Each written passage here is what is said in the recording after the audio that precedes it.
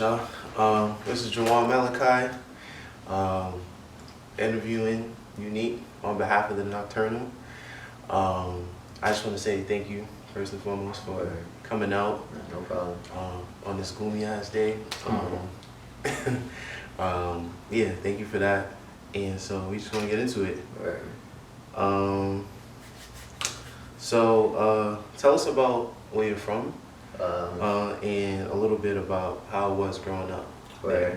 I'm from Roosevelt, New York, so Long Island. Like, Yeah. Not like, so when I say I'm from Long Island, people think it's like white Long Island, you know, like deep Long Island where all the white people live. Like, I'm from Roosevelt, so it's like probably like 15 minutes from Queens. Yeah.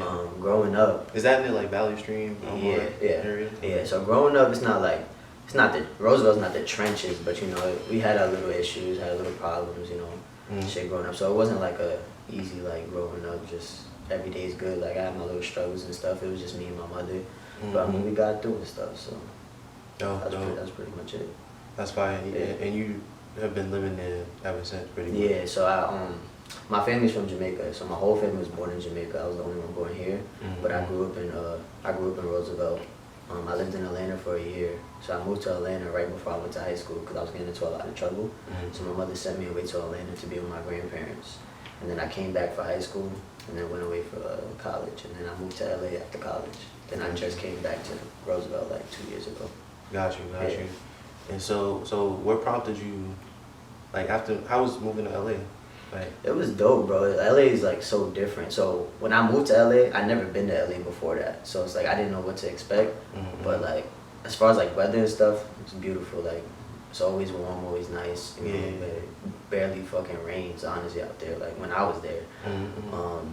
But that shit is expensive as fuck. You know what I'm saying? It's expensive as hell. Yeah. Just like the environment, it's way different than New York. Like you walk outside in LA, everybody's like hi, like you know what I'm saying, and going out over there it's different. Like if you don't know somebody, you're not getting into the spot. If you're not getting a bottle, like you're nobody in the spot. Like it's very bougie out there. But other than those stuff, like it was dope. It was a good experience and stuff. It's like a social experiment, right? Yeah, it definitely is. The quality of your experience is very dependent upon, you know, who you know, right? Stuff like that. That's a fact. That's a fact. Yeah, that's wild. So what motivated you to come back to New York? So my mother had got, like right before COVID hit, my mother got laid off. So I told her like, yo, let me come back to New York and like so I can be closer to you to help you out better than I can in LA. So I moved back to New York to help her out and stuff. Got you. Wow. I mean, that's a benevolent deed. That's a good one, for sure.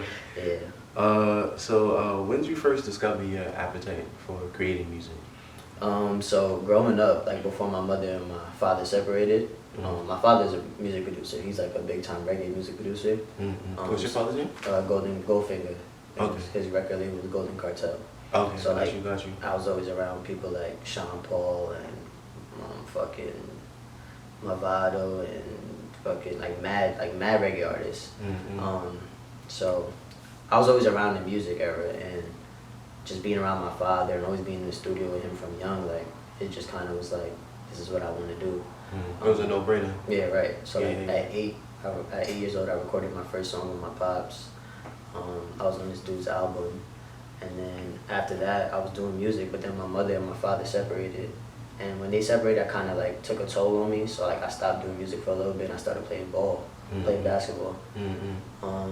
Then I got to school, to college, and would you play like point? Point guard. Okay. I could see that. Yeah, so I played like growing up. I was traveling all over. Played in high school.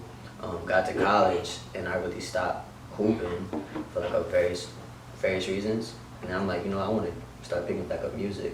So once I got to school, I was like, you know, I'm gonna start taking this seriously again. And then shit just started taking off. I started doing mad shows around Connecticut, and then started traveling to different states, and then it started taking off again. So. Got you. And where'd you go for undergrad? I went to University of New Haven. Okay. In Connecticut. Okay. I'm familiar. Yeah. That's dope. Where? So how would you describe your creative process when it comes to, I guess, crafting rhymes, putting together production, I guess evaluating who you're gonna team up with, right?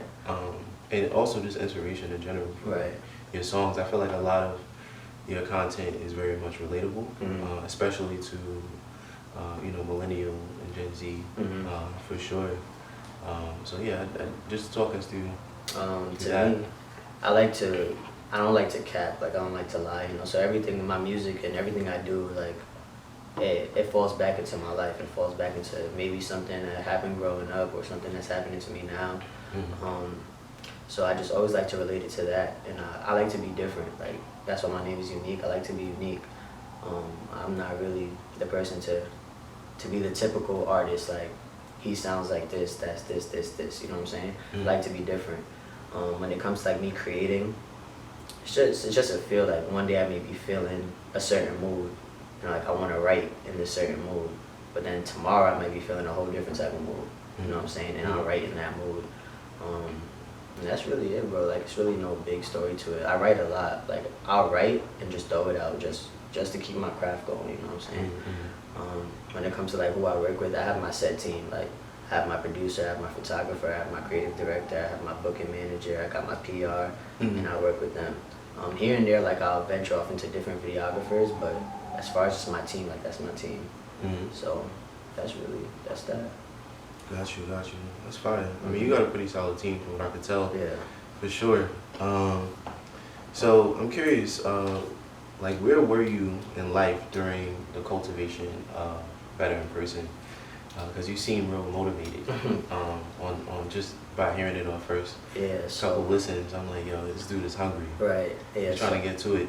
So like I started recording Better in Person right around like COVID time, and like COVID messed up a lot of stuff for me. Like it messed up a lot. Like I'm talking like I got onto a Netflix thing that got canceled because of COVID, and then some other stuff happened and they canceled the whole show.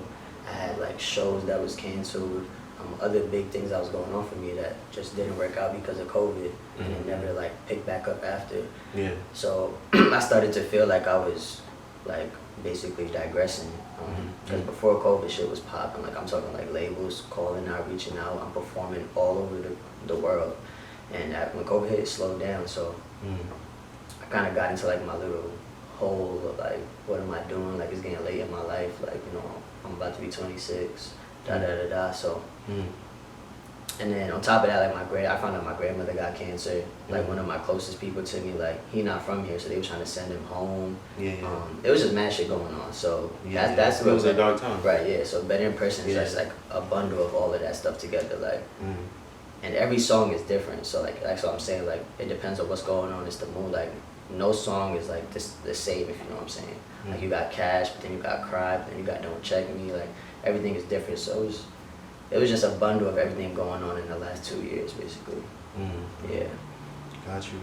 Well, I mean, that's a thorough, I guess, explanation. Yeah. For sure. Yeah, for a fact. You know, I'm happy. It seems like you're in a better place now. Too. Oh yeah, definitely. So I'm definitely happy to see that.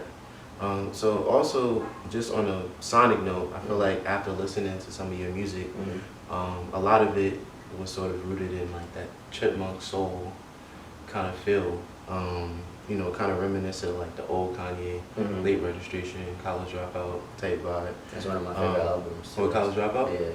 Yeah, that joint is a classic. Yeah. Slept on. Definitely.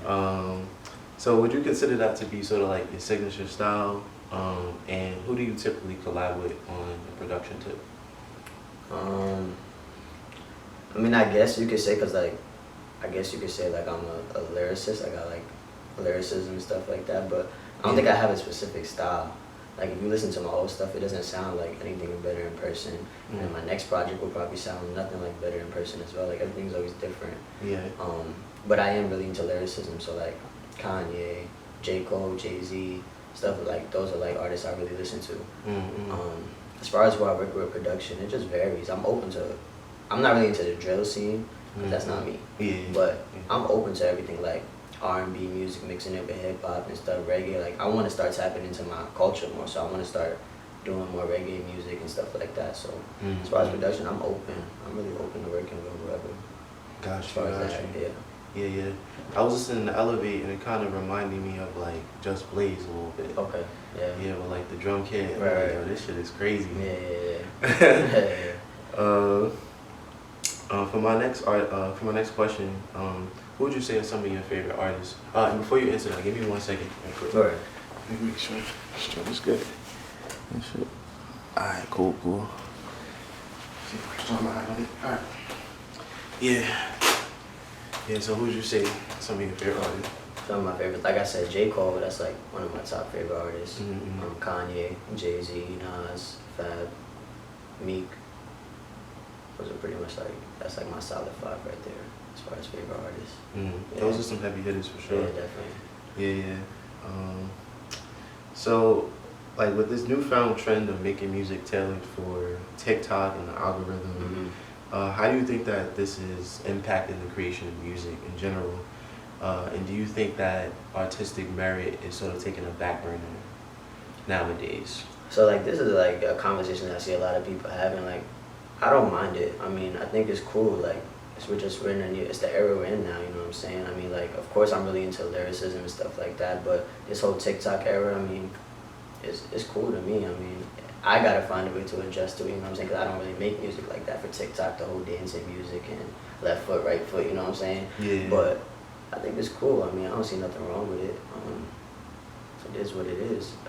Do I think it's taken away from like artists with like lyricism and artists on that type of era? Yeah, but we just gotta find a way to adjust.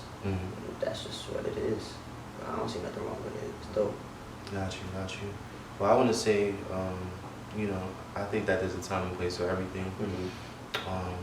Personally, I'm an avid fan of true lyricism, and I just commend, what you're doing in terms of like continuing the torch in that space. Very seldom. I feel like more and more am I coming across like actual lyricists, and I just feel like a lot of people, are just adapting to the TikTok stuff. Yeah, and, facts. It is cool, but you don't want to see that thrive at the expense of the golden era of hip hop, I would say. For my next question, what are some songs or projects that you're currently tapped into that you kind of just can't turn off?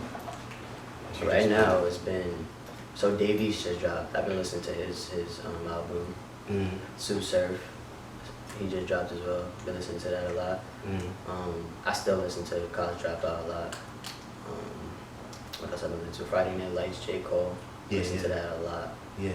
I kind of heard like that influence on Better in Person. Yeah, too. I've heard that a couple times. I'm like, yo.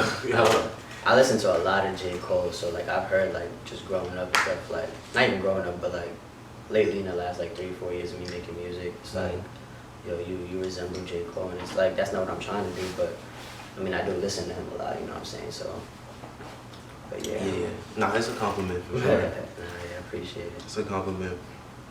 And so I guess to wrap things up, where do you envision Uneak 5 years from now? On top. I always set the bar high for me, so I mean, my process is taking longer than probably most, because I've been doing this for a long ass time, you know what I'm saying? But 5 years from now, I envision myself on top. As long as my mother's good, all her bills is paid off, and I'm happy where I'm at with music, and I'm comfortable. I think that's when I'll be good, and I think I'll be there in 5 years, less than 5 years, but that's it right there. Well, I'm gonna definitely be on the lookout. Appreciate you. Appreciate you for having me. Of course, I'm tapped in. Right.